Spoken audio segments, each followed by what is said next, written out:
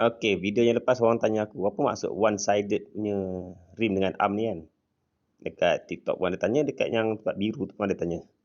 Jadi dekat sini aku nak explain. Sebenarnya one-sided ni untuk Ducati je lah sehingga arm. Dan rim dia memang ada lain sikit. Kalau macam biasanya aku buat macam ni, nampaknya aku buat macam mangkuk sikit. Rim tu menghadap ke dalam. Sebab senang nak aku letak stopper untuk tools ni lah. Tapi bila aku dah buat banyak-banyak, aku ingat semua motor sama macam ni. Okey, kalau macam ni, penalty kali V2.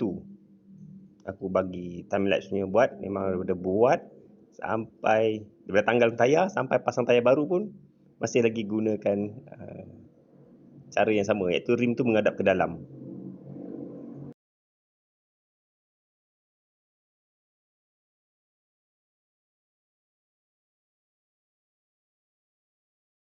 Maknanya selepas ni aku kena buat macam ni lah.